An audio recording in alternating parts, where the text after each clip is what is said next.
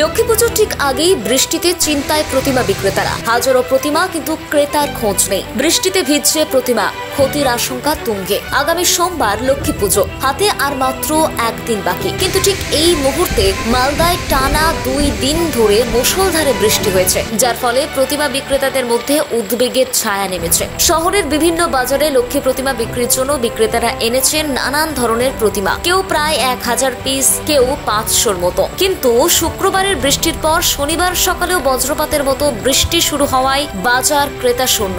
বেচা কেনা কার্যত থমকে গেছে। বিক্রেতারা জানাচ্ছেন, বৃষ্টিতে অনেক প্রতিমা ভিজে নষ্ট হওয়ার আশঙ্কা রয়েছে।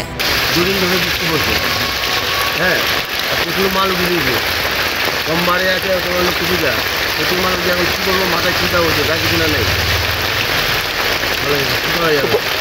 কতগুলো ঠাকুর উঠেছেন মোটামুটি? তাও তো 700 মিটার ঠাকুর আছে। কত রকমের লক্ষ্মী ঠাকুর আছে? সব রকম আছে। 100 টাকা থেকে 50 টাকা, 60 টাকা, 200 টাকা, 250 টাকা, 500 টাকাও আছে, 700 টাকাও আছে। এখন কী ভাবছেন? কী ভাববো, আরও কিছু কমে চিন্তা ভাবনা করতে হবে। কত বছর ধরে ব্যবসা করছেন? 10-12 বছর ধরে ব্যবসা করছে। কী মনে হচ্ছে বৃষ্টি কমবে? বৃষ্টিতে কমার অবস্থা নাই, মাথায় হাত পড়ে কিছু করা যাবে এখন, করার কিছু নাই। অন্যদিকে অতুল কুমার সাহাও বলেন, আমরা অনেক কষ্ট করে প্রতিমা তৈরি করেছি, কিন্তু এমন আবহাওয়ায় বিক্রির সম্ভাবনা একেবারে নেই বললেই চলে। সকাল থেকে প্রচণ্ড বৃষ্টি।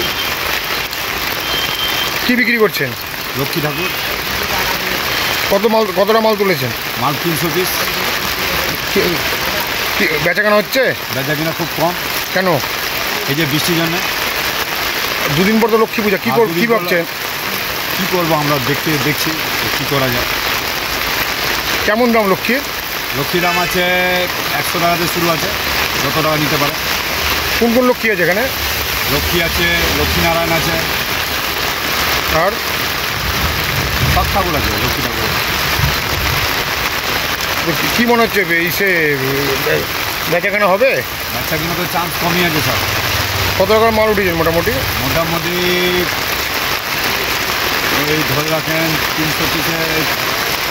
লক্ষ্মী পুজোর আনন্দের আগেই বিক্রেতাদের মুখে চিন্তার ছায়া।